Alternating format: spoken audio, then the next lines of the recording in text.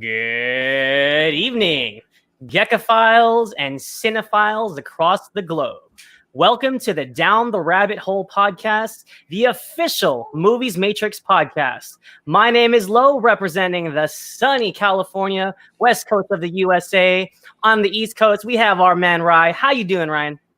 Yo, what's going on, guys? Hope you're having a fantastic night. And I gotta say, this week has been jam-packed with news. And if you guys can tell by this poster right here, I cannot be more excited for Borat 2, the subsequent movie film. That's not the original title. But, dude, the original title is like its own fucking little epilogue. Dude, it's so wild that this film is coming out. The original came out in 2006. 14 years ago, and this movie was filmed just without anyone knowing during a pandemic. First of all, with Loretto's adorable child right there ready to join the conversation. I cannot wait for this film, and it's dropping on Amazon Prime Video October 23rd. What are your opinions on this, Lo? So admittedly, you know this, Rye, I'm not the biggest Borat fan. What's up, Marcus Brown? What's going on, Marcus Brown? I see the Rocky Balboa. Love it. You know, Rocky 3, Rocky 4, epic. Going all the way to Creed. I love that franchise, man. Sly is the man. I'm not the biggest fan of Borat, but I will say this. Sacha Baron Cohen, he's a better actor than he gets credit for. He does really great in his dramatic roles, and I actually liked his Ali G in The House. So I prefer that persona versus Borat. But at the same time, I understand why Borat is funny. I understand why people think he's funny. So for all of the Borat fans, this is for you guys. Enjoy. I'm not going to be like losing sleep over it and like waiting for it. But yeah, I know you're one of them. So going from one end of the spectrum to another, from a less family-friendly to a more family-friendly universe, we have J.J. Abrams bringing a Dr. Seuss multiverse to life. And not going to lie, I love Jim Carrey in The Grinch.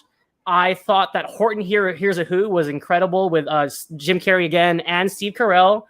I also enjoyed The Lorax with Danny DeVito. So a lot of people were speculating on the internet, like, does Dr. Seuss need a movie universe? Is this necessary? And one of our buddies in the Movies Matrix team, shout out to the Exported Film, he did mention that this feels very corporate. It doesn't feel genuine. But personally, being someone that grew up with Dr. Seuss children books in elementary schools, I think if it's done correctly, I think there's definitely something here for this franchise.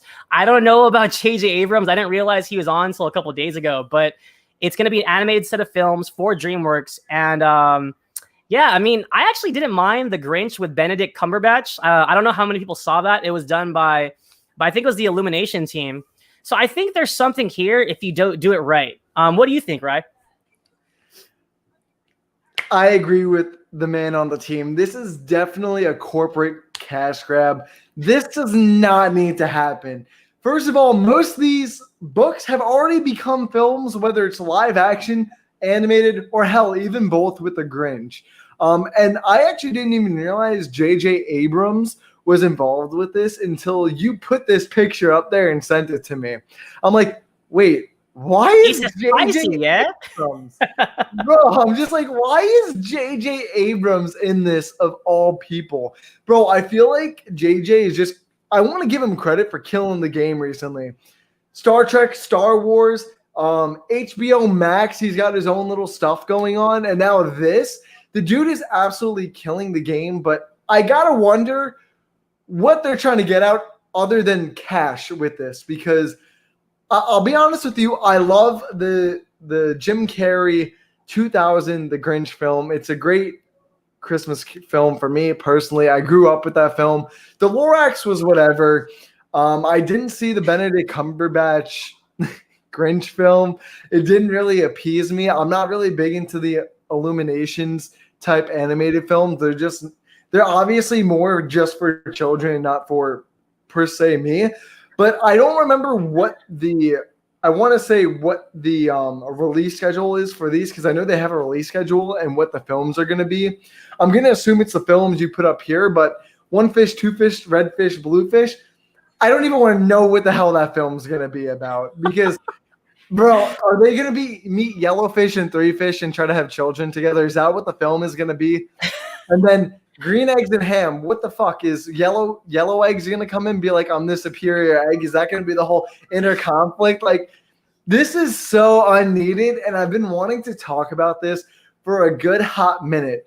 But I gotta say, let's jump into some comments, but really quick. Just about. My thing with J.J. Abrams, okay, he reminds me of M. Night Shyamalan, okay? Because I love Super 8. I love The Force Awakens. I saw Force Awakens like 5 times in theaters, but I also hated Rise of Skywalker. So with him behind it, I don't know if it's a good thing or a bad thing, but let's see. Our comments are active right now. Thank you guys for joining us. Everybody watching right now, thank you so much. We're really okay. All right, let's get it. Please subscribe if you haven't. Hit that like button. Definitely subscribe. Amanda says, "Hey guys, what's going on, Amanda?" Chris says, "In the Borat voice, a very, very wheeze." Is a very nice. My sister have my 3rd child. Marcus says, "What's up, Amanda?" Oh, hey, Marcus, the Lorax is underrated. Definitely not. Beline says, J.J. Abrams got exposed. He is great at launching franchises, but stinks at following through. Balin the Hobbit. I love the name. I wanna hit on the point you made about The Last Skywalker. He was never intended to direct this film. He had no involvement other than producing, I think. Because if you remember, who was it? I think it was Colin Trevorrow. Colin Trevorrow, who directed the first Jurassic World film, was supposed to direct this. Then he had a falling out about a year before this film was supposed to either go into production, I believe, or a year before the film was even supposed to come out. And JJ came in. JJ was only set for the very first film. It was JJ, not Colin Farrell. Why? You know, to say the least, though, it felt rushed. It felt put together last minute, and I think that's really what happened there. Should have been Jon Favreau. Chris says should have Jon Favreau. Bro, Jon Favreau is great. Chris also says Favreau saves franchises from death on the regular. I don't know about those Disney live action films, though. Hey, Jungle Book was amazing, but Lion King, I'll admit, I did not enjoy that much. Yeah, agreed, Deebs. Moses says, let him launch the franchise. He's good at that. Just don't let him continue it. Marcus, can't wait to see Skywalker in the Seuss universe. Oh, God. The Cat in the Hat's going to be like, my name's Cat Skywalker. Moses also says, some producers said none of the movies will actually be connected. Instead, they'll just have similar themes and similar art styles. So just regular fucking films that they've made. I'm sorry for my cursing tonight, but what the hell, man? This is not needed. I don't get it. It's just a cash grab. Why do people feed into this? I will not see these films. 1, because I do not enjoy them. And 2, because I'm not giving them my goddamn hard-earned money for more. Hey, keep going down a little bit, and then we'll jump into our next topic of discussion. We got a lot on the plate tonight. And to think I saw it on Mulberry Street is the best Seuss book. Jump up like 3 comments. 1, 2. Sherilyn? Thanks for joining us, Sherilyn. How you doing? Appreciate you coming on the show. Thank you so much. Thank you, Sherilyn. Now, we've got I would say this is arguably our biggest topic of tonight. So if no one knew, this is more recently just coming out today in the news. I think it's Cineworld, if I believe correctly. Cineworld, yeah. So Cineworld is the Regal, or the company that owns Regal in the United States, the Regal Theater, and their own Cineworld within Canada. They just came out today and announced that they're thinking about closing every single theater. I'm not going to give my opinion just yet on this. I'm going to let Lo take this one. This is monumental. The fact that they're literally throwing in the towel at this point. So for them to close, not just in the US, but in the UK, this is reaching a global scale, and it may start a precedent. It begs to, I'm not sure what Cinemark and AMC is going to do, but Cineworld has a large stake in the theater business. They own Regal out here in the US, for anyone that doesn't know. So if you have a Regal near you in your state, in your city, potentially Cineworld will not open the Regals out here. So it's very true. It's very telling that the movie theater business is suffering right now. They're very, very starved for cash, and I get it. But at the same time, I mean, just from a fan perspective, this is a sad day. The pandemic has hit us all terribly hard. It's been really hard to bear through this, but I mean, I don't blame them. I mean, if they're not making money, if it doesn't benefit them to be open, I mean, their hands are tied. What do you think, Rye? I woke up to this news and I was thoroughly shocked. I was not expecting a move like this from any major corporate chain till I would want to say at least the end of this year. I would say December, January, if things didn't get any better. And at the rate we're all going right now, I know in New York, cases have been going up pretty drastically, and they started shutting down different areas, zip codes around me, and it's just really crazy to see the world we're in. This is an awful day just for any movie fan that loves going to the theater. This comes just after James Bond moved to next April. So if no one knew, James Bond was supposed to come out this April 2020, got pushed back to November. It was also originally F9, the Fast and the Furious franchise is also moving. So I feel like nothing else is coming out this year. But they only moved it like a week or two, didn't they? Yeah, but I mean, the fact that 2020 slate is now empty.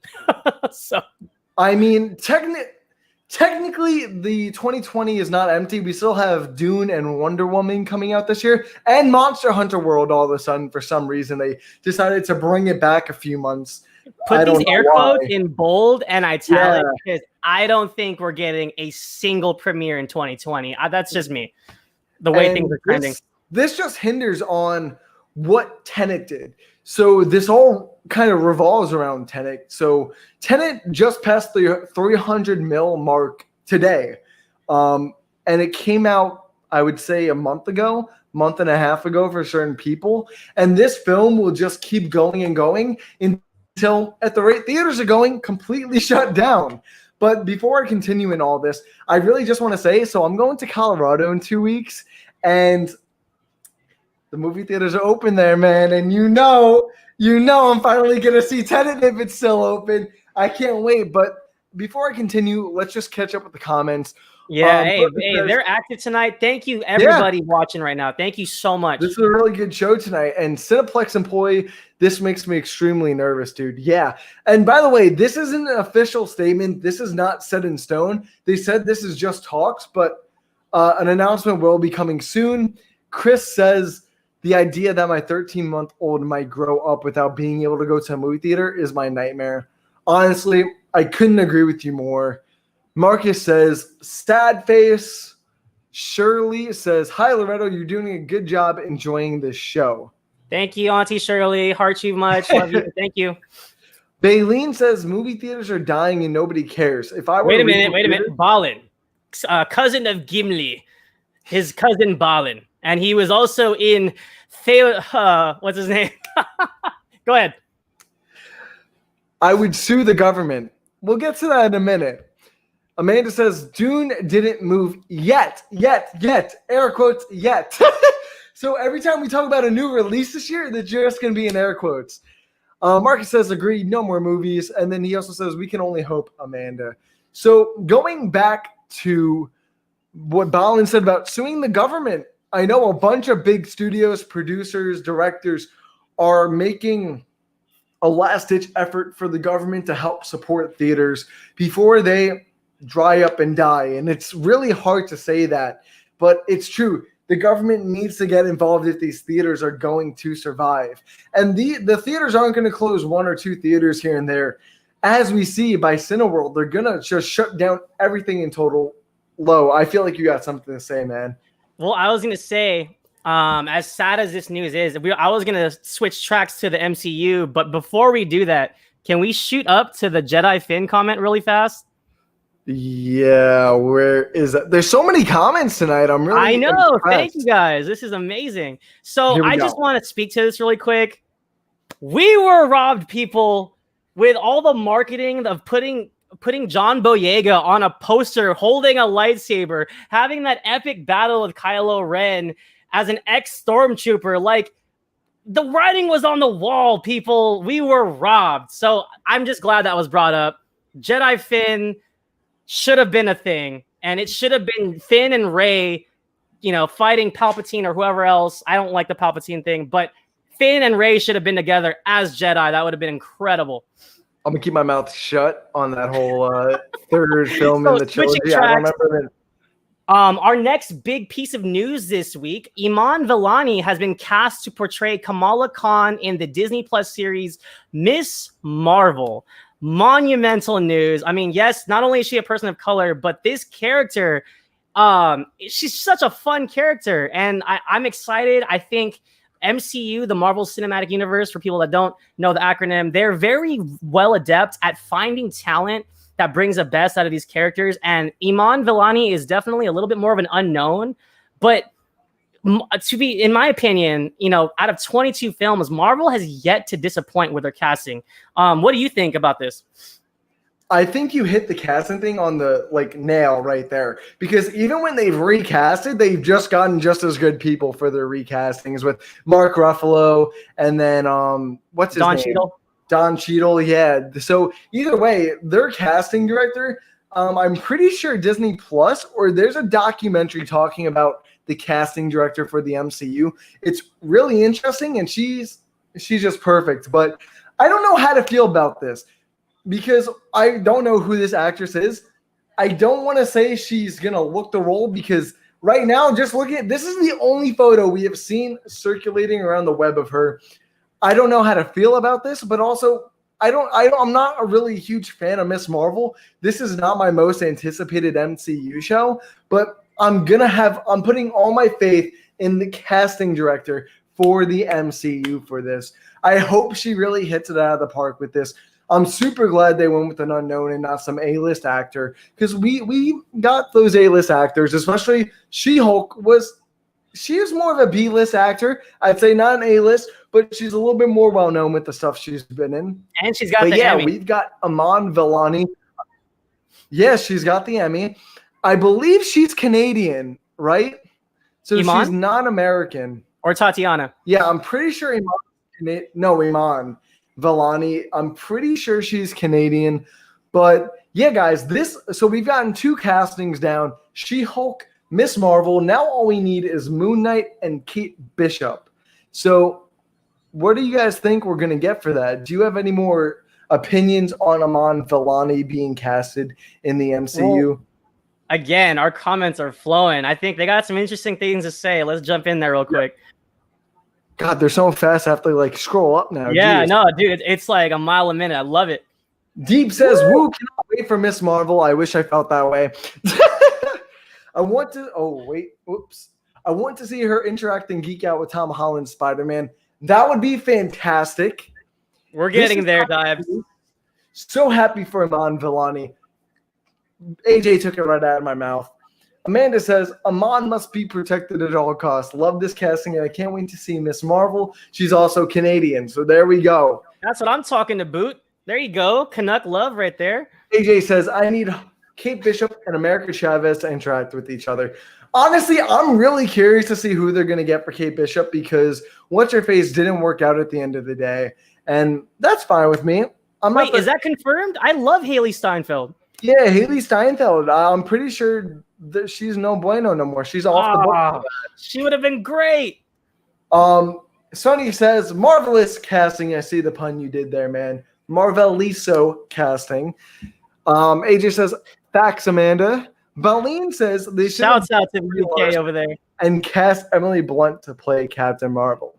Now, I want to speak on this.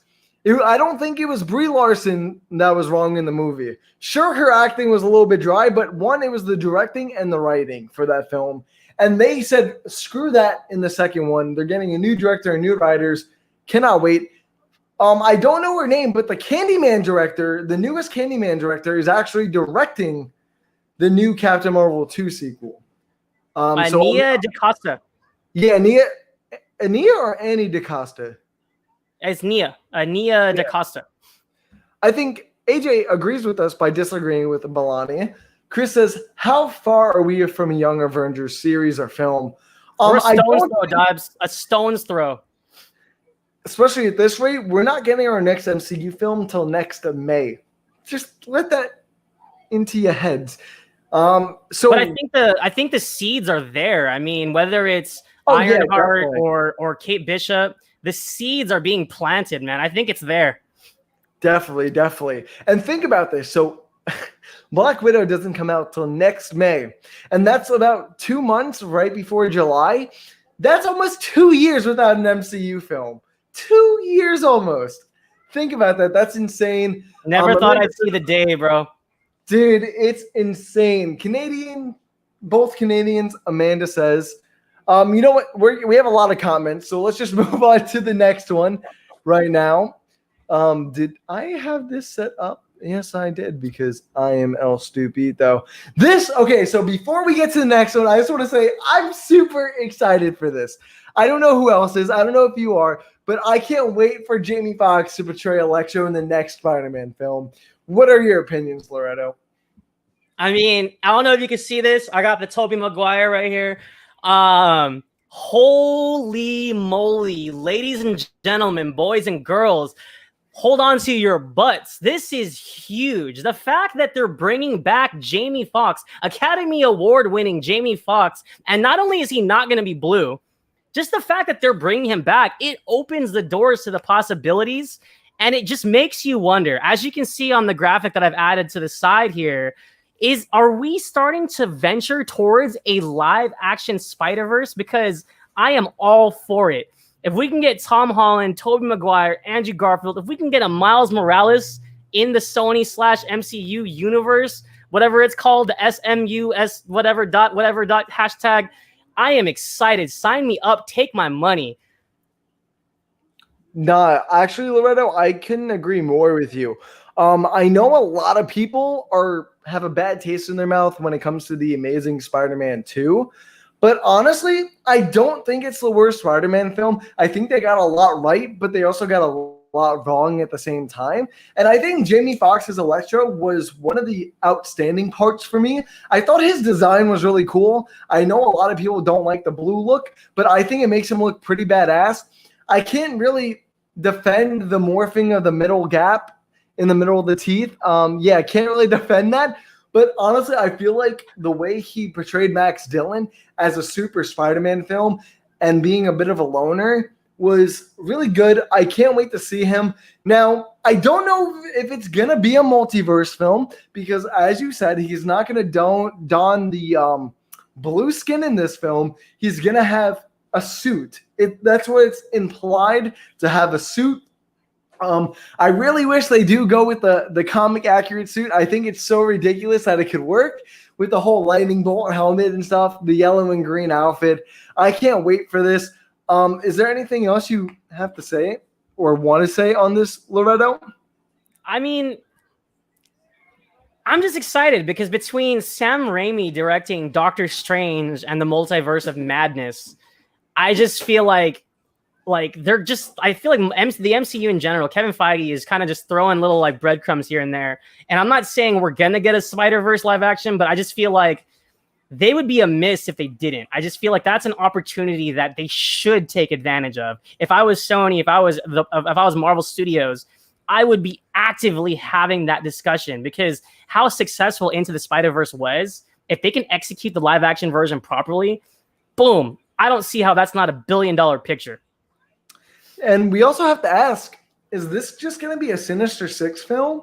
So if you guys don't know, they've just been building up Scorpion, Vulture, Mysterio, everyone in the first 2 Spider-Man films in the MCU. And now we've got Vulture coming back, I guess you can say, with Morbius next summer now. In Morbius? It's pretty obvious that Mysterio is going to come back. But with the cliffhanger at the end of Far From Home, it just leaves a big gap to be open. Is it going to be a solo Kraven the Hunter film hunting Spider-Man down? What was the title that was leaked or going around? Homesick, right?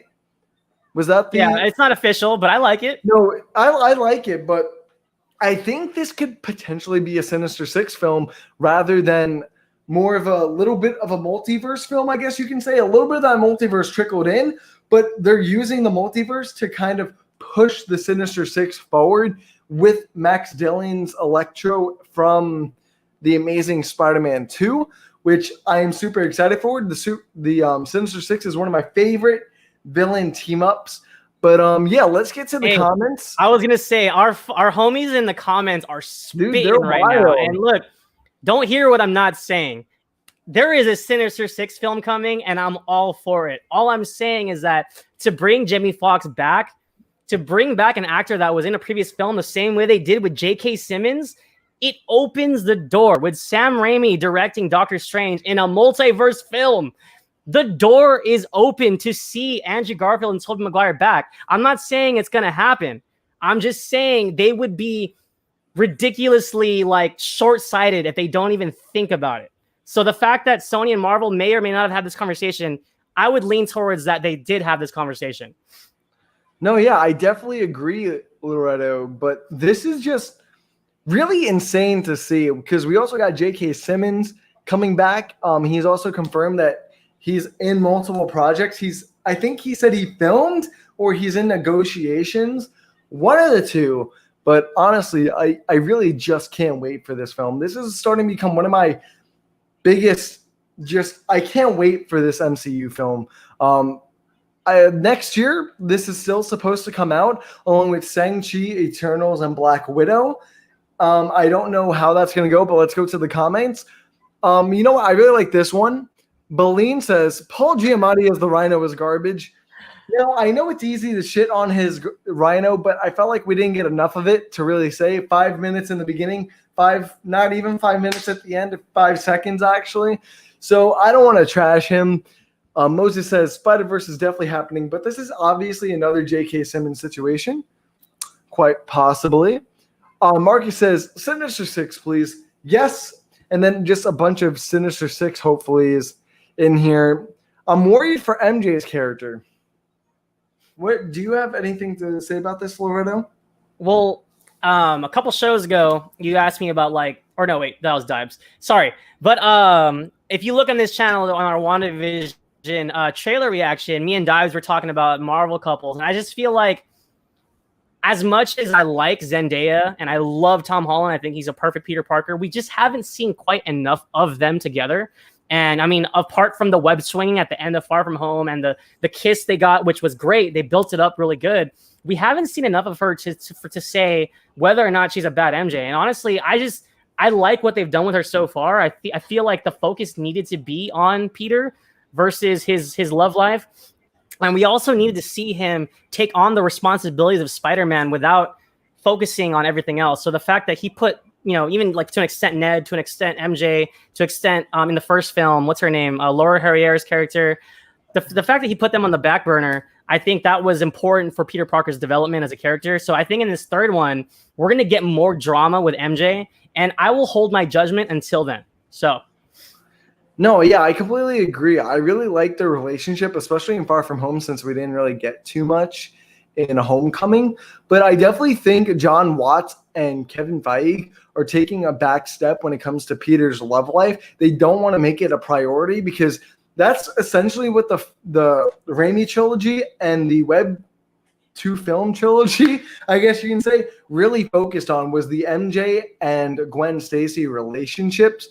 And I felt like the Gwen Stacy was much stronger than MJ in the Raimi films to me personally, but I feel like they're putting those relationships a bit in the back burner and focus more on Peter and his Spidey ways. But yeah, let's get into the comments. Moses says Sony has wanted to do Sinister Six since Raimi is serious. Yeah, dude, a lot of the Raimi behind the scenes stuff with Spidey 3 and Spidey 4, super interesting. Definitely highly recommend go check those out online. We need. What's funny is the Amazing Spider-Man. The Amazing Spider-Man was essentially Spider-Man 4 without Sam Raimi because he wanted to do the Lizard. Yeah. And Sony and Sam Raimi got a falling out, and they were like, bye, but we're going to take the Lizard and put him in this movie. No, Raimi wanted to do the Vulture. That's what he wanted to do for He the wanted to Spider-Man do film. both. If you remember, Doc Connors was in Spider-Man 2. Yeah, and Spider-Man 3. He helped with the symbiote. And in the beginning of Spider-Man 4 was supposed to be a Mysterio cameo with Bruce Campbell doing his infamous little cameos. That would have which been is awesome. Fantastic. But yeah, female Doc Ock would be a really cool idea. I think it worked out really well for Spider-Man Into the Spider-Verse. I really liked her character. What was her name? It was like a woman version. It was a play on the name. Octavia. It was like Octavia Spencer, right? And then Amanda says, yes, Deebs, I don't care. Just give me a great Doc Ock. Wow, we got a lot of comments tonight. Sonny says, wonder if they'll still plan on connecting Spider-Man with Venom like rumored. Oh, that's definitely 100%. And then Moses says, each MCU trilogy has ended with the character losing something of value. Cap Shield, Mjolnir, half of all life on Earth. I wonder what Peter will lose. And we have to say in Iron Man 3, he lost his arc reactor, which was essentially his heart, which is another cool thing. So what will he lose? Will he lose his identity? Will he lose MJ? Will he lose Aunt May? Which I hope they don't do because they haven't really developed her enough. Maybe I hope that's what they do in the third one. They develop him and Aunt May's relationship a little bit more. And then Moses says, the beginning of Spider-Man 4 was supposed to be a montage of villains Spider-Man fought between 3 and 4. Lizard was going to be, pretty much what we said. Eagles time. This was one of the most fun 30 minutes of my night. We're about to get slaughtered by Lo's team. Now, Lo, do you have any rounding thoughts on this or anything else that we talked about? Because I know you have a little bit of an announcement for everybody. Yeah, so right before we get to that, I'll cue you. I want to speak to what Moses was saying. Thanks for coming by the way. I really like what you're pointing out here, and I think you're onto something. I think if we don't have stakes in Peter Parker, and full disclosure, Peter Parker, Spider-Man is my favorite Marvel hero. I just want to throw that out there. I love this character. If you go on moviesmatrix.com, I actually wrote an article about positive things about every single film incarnation of the character. I adore Spider-Man, and I just want to see him done justice. I don't brag on it and get crazy like film Twitter does sometimes. But to get to my point, I just want to say I think we're definitely going to see some loss here. And I think with all of the criticism on the MCU Spidey, I think it would be beneficial. It would be sad, but it would be beneficial if maybe he lost Happy. Finally sever those ties with Tony Stark, because everybody calls him Iron Man Jr. I think if something happened to Happy, maybe cut those ties and he's completely on his own. Something along those lines. Maybe if he lost Ned, I would be pissed because Ned's one of the few Filipinos in the mainstream movie business right now. But I think we're definitely going to see something tragic. So wait, hold on, Loretto. Before we move on, yeah. I was just on Twitter. I got a notification. They just announced the writers for season 2 of The Mandalorian. I want to just say real quick, this is really cool. I want to say Jon Favreau wrote 6 of the 8 episodes. The other 2 people are Rick Famuyiwa, if I pronounce that right. He's directing episode 7.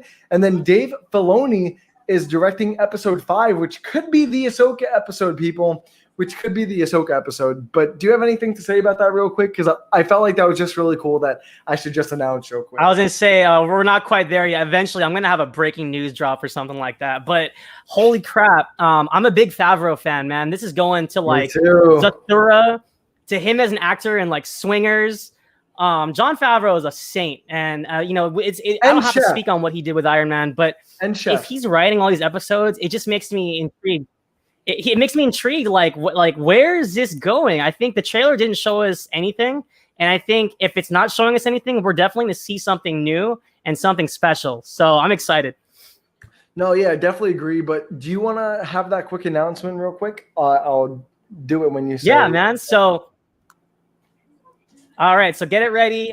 Shouts out to our co-host on the Suit Up Geeks podcast and also a team member on Movies Matrix.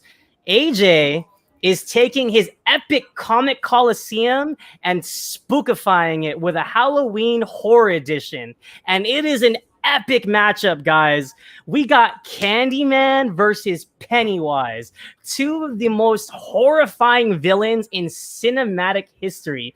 They're both supernatural. They're both honestly terrifying. I can't say Candyman in the mirror in the dark. I can't. And I don't like clowns. I don't know about you, Rye. Who do you think's got this matchup?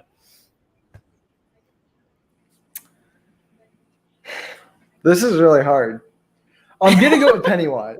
I'm just going to go with Pennywise, my OG day one Pennywise. Pennywise is just much more scarier. He takes many more forms. And I just really want to know what Candyman's fear is. Because if you guys don't know, Pennywise takes the form of the person or thing's fear. So that's really what I'm curious about. But yeah, anything else you got to say, Loretto? Hey, that's actually a good thought. And, you know, I don't want to dig too deep because I know AJ is probably diving deep on like studying this battle. But personally, if I'm being honest, I'm leaning towards Candyman. I think at full strength, he's a force to be reckoned with. But yeah, I'll let AJ go into the details. He's really good at what he does. Please go on moviesmatrix.com and check out AJ's other comic coliseums. We've had Miles Morales take on Vixen. We've had what was the other one? Wonder Woman versus Superman. And he's really good at breaking down these battles. So hats off to AJ, man, our co-host on Suit Up Geeks. He's doing a great job. Yeah. Any final last ending thoughts before we end the show today, Loretto? Yeah, well, again, our comments were so active. Thank you, everybody, for coming out. Shouts out to Marcus. He came out. I saw him on Twitter saying what's up. I thought he was going to be here. Thank you for being here. And I also don't want Happy to die, man. I saw your comment. I don't want Happy to die, but I'm just saying to us to feel for Peter, he's definitely going to suffer some loss with this next film. I'm just kind of speculating on what it could be. Hats off to Dibes, who's going to be hosting our movie draft on this channel. What's the date on that, Ryan? Do you know the dates on it off your head? So the horror draft is going to be broken up into two parts, people. The first part will be live streamed next Saturday night over on the Movies Matrix channel. On this channel. The second live stream will be, I don't know if it's going to be on Geekly Goods or this channel. It's going to be one of the two. But the second stream will be happening the very following day, Sunday night, for all you lovely, beautiful bastards to come check us out. This is the biggest live stream we have done on the channel, and the biggest, one more biggest, just another big challenge and tournament for all of us to do for the Halloween season. And I don't know all the rules and exceptions, so I can't really tell you guys those right now, but we're changing it up a little bit. Deebs has changed it up when it comes to picking because there's so many awesome movies. But yeah, thank you guys for watching today's show or tonight's show, Comic Book Nostalgia. Thank you for joining the last minute, man. Hope you can go back and rewatch everything. But before you guys forget, we are still hosting a giveaway ending this month, the 30th, 31st, don't remember, one of the two, on Gimme It. The link will be in the description in about 5 minutes because I forgot to put it in during the show. But yeah, for two, the Zack Snyder Associate Producer cut t-shirts, one medium, one large. Go check this out. And as always, you guys can always check me and Loretto out at our Twitters. And don't forget to follow the Movies Matrix Down the Rabbit Hole Twitter to be informed of what the show is, what time the show is, and all that great things. Thank you guys for joining us this week. See you guys